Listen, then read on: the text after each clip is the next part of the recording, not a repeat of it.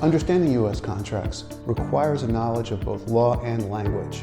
Our course, United States Contracts for International Attorneys, introduces you to both. U.S. law governing the forming and interpretation of contracts, the language in U.S. contracts, and just as important, the structure of U.S. business contracts. Now, this course is not just for international attorneys, it's for law students, international business people, really anyone who wants to have a better understanding of U.S. contracts and also the related legal English vocabulary. Below it says, dated April 30th, 2020. Now, this might seem like an insignificant difference, but it actually matters to a contract. Each lesson includes video discussions, quizzes, and an explanation of legal English.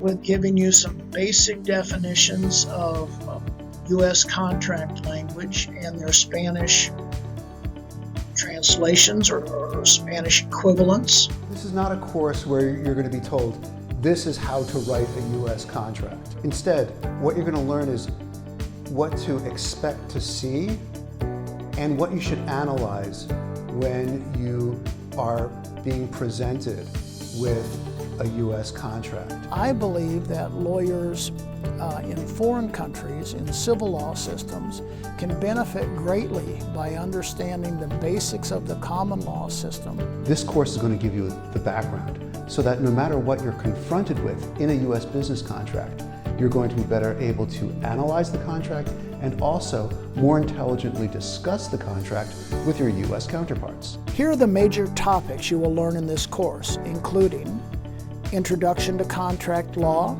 Sources of Contract Law, and Principles of Plain English Principles of Contract Interpretation. The following notice will be released to the customers.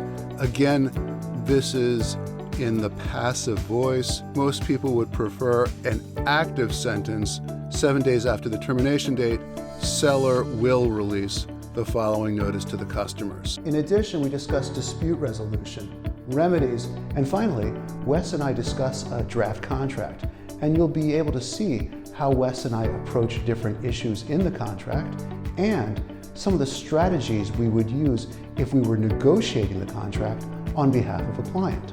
Here's a little bit about your instructors. Each of us has experience not only teaching U.S. law to international students and attorneys, but also practicing law. My name is Daniel Edelson, and I'm an attorney.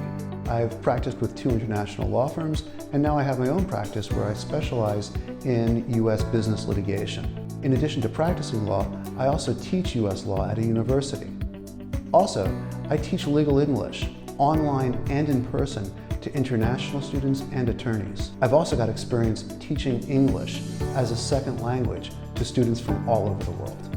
We call that anticipatory repudiation. My name is Wesley Howard, but everyone calls me Wes. I've been practicing 40 years in business law and business litigation.